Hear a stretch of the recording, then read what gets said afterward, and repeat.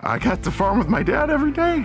It's a wonderful way of life, and it's at risk, and it shouldn't be. My name is John Bartman. You're at Bartman Farm in Marengo, Illinois. Farming is hard enough as it is this year, especially because of the tariffs that have been put upon us. This is really putting a major strain on all farmers right now. We don't want a bailout, we want a market. Bailouts are band-aids. What he is doing is destroying our markets. And when those markets disappear, we're not gonna get them back.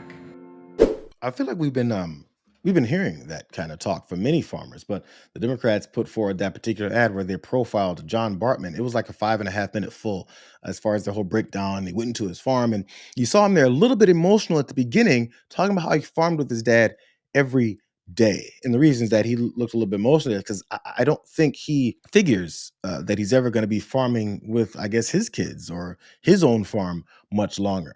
Do you know who doesn't care about that? Question is, what do you have to say to U.S. farmers who feel that the deal is benefiting Argentina more than it is them, as they are Argentina's fighting for its life, young lady. You don't know anything about it. They're fighting for their life. Nothing's benefiting Argentina. They're fighting for their life. You understand what that means? They have no money. They have no anything. They're fighting so hard to survive. If I can help them survive in a free world, I happen to like the president of Argentina. I think he's trying to do the best he can. But don't make it sound like they're doing great. They are dying. All right? They're dying. The question was, how do you feel about farmers who feel that Argentina is benefiting from this $40 billion bailout you're tossing their way?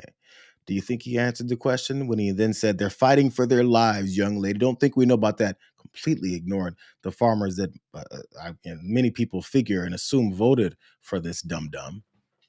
Ignored them and said, I don't give a what farmers here think. I like their president because he's my puppet.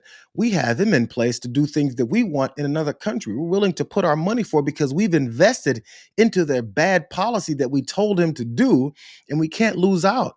Why would we do that? Let's take your money and save our asses. So he's willing to inject more of our money into another country and completely ignore the question about how farmers feel about what it is that he's doing there. And speaking of Argentina, the agriculture secretary, Brooke Rollins, who also finds her way near and dear to Donald Trump's ass every day, she was talking about Argentina too, but it wasn't about us selling anything. Beef from Argentina, is that a possibility? Well, the president has mentioned it a couple of times. I think you'll be hearing more about exactly what that looks like. Right now, in America, we consume about 12 million metric tons of beef.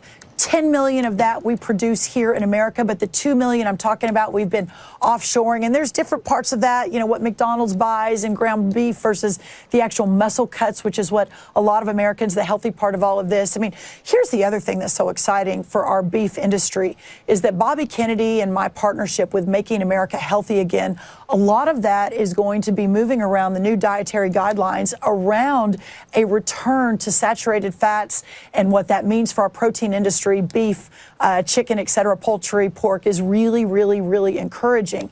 But having said that, we've got to make sure we've got the production to be able to align with that. So yes, the president has said he's in discussions with Argentina.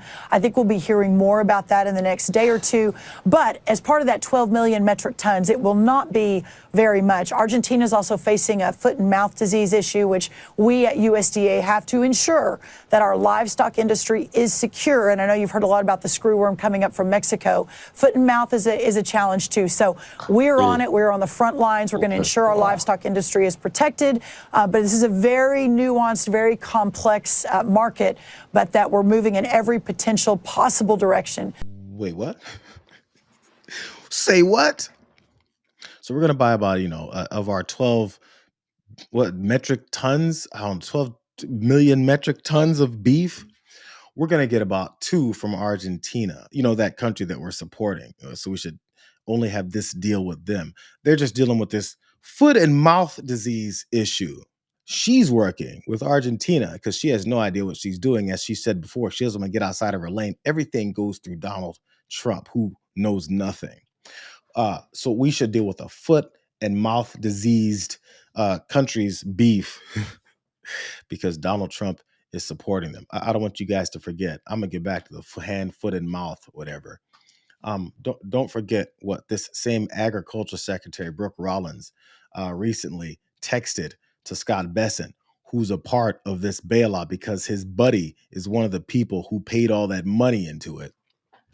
She texted him, in part, Argentina sold a large amount of soybeans to China when we would normally be selling to them. This gives China more leverage over us. You see how, again, when it's behind closed doors and apparently on text messages that Scott Bessent doesn't know how to hide, they acknowledge the truth. But on camera, what's the most exciting thing ever is this foot and mouth disease beef that we're getting from this country that is only one is working with us because, we're supplying them $40 billion to keep them afloat. So while he's lying to you or telling you that you shouldn't be upset about all the money he's given to Argentina, these are the promises that he's making to you. Yeah, $17 trillion. It could be $20 trillion by the end of the first year, first year. Investment in America. Investing in America, $20 trillion. No country's ever done anywhere even near that, like a fraction of that. Biden did less than $1 trillion in 4 years. I did 20 trillion. We're going to do over 17 trillion in 8 months. By the time we end, we could do over $20 trillion. There's never, in China, no matter where you go, there's never been anything like it. We are building up something that's unbelievable. And a big part of that are the tariffs, because they don't want to have to pay the tariffs because it's so unsustainable that they come and build the pharmaceuticals and the chips and all of the things. They're coming into the United States and they're building them. It's a miracle what's happening. We are building the greatest country in the world, economically, greater than we've ever been before. You guys remember the video I did a little while back about the numbers he's talking about? 8 trillion, I think it jumped up to 10, maybe 12, 17 trillion, and now we're at 20 trillion. Would he say trillion? As he gives actual money to folks in other countries. I'm sorry, not folks, to the people, the puppets that he's put in place in other countries. I'm sorry, the people who have invested in those countries with really bad policies that they forced them to invest in those countries in. He's promising 20 trillion now. Why not just throw out random numbers? These dumbasses aren't going to question it. Maria Bartiromo's not going to say, how did we get to $20 trillion? What's that based in? Because he also had explanations where he told his people, where's the extra 7 trillion, Mr. President? And he said, check the tariff shelf. And they wouldn't check the tariff shelf. And he said, oh my God, I didn't see it. Thank you, Mr. President, for telling me to check the tariff shelf. Hey, let's go right back to John Bartman, the guy who we started this whole thing off with. That farmer, in case you didn't know how he felt about this administration, because we did hear about how he felt about tariffs and everything. But I'm just curious. I want to go back to him since we just heard about $20 trillion coming in from Donald Trump. I wonder how he feels about that and if he's feeling, any of the benefit of that 20. It was 17 trillion. It's going to be 20. I'm sorry. I'm misquoting him. Are you angry? Oh, yeah. Oh, I'm totally mad. There's no reason for it. This is absolute stupidity. This is a man-made crisis caused by Donald Trump, period. John Bartman is a soybean farmer whose family has been working Illinois land since before the Civil War. This year, his crops, diligently planted, meticulously cared for, are losing their value.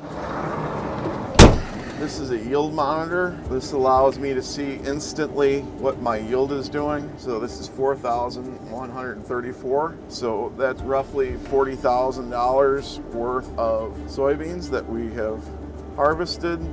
And a couple of years ago, that was easily $60,000. So that's a major change. This is the economics. It's what we do in this country. We export food. And we can't do that right now. Soybeans are the largest agricultural export from the U.S., valued at more than $24 billion last year, 52% of which was exported to China.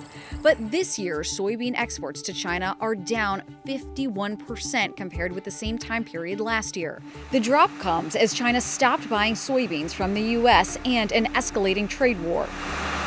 President Donald Trump insists farmers will win the trade war. Posting on Truth Social October 1st, we've made so much money on tariffs that we are going to take a small portion of that money and help our farmers. I will never let our farmers down. John Bartman is skeptical. Bailout's not going to do it. Bailout, unfortunately, we need the money. Once you lose a customer like China, can you ever get them back? I sincerely doubt it. Why would they? Sometimes they ask these guys, you know, did you vote for him? Do you regret your vote? If you did vote for him, all that stuff. I don't know if they got to that point with John Bartman, because I think a lot of folks assume that these farmers just, you know, vote for this guy. And I'm sure plenty do, and I'm sure plenty don't. It's really hard to say.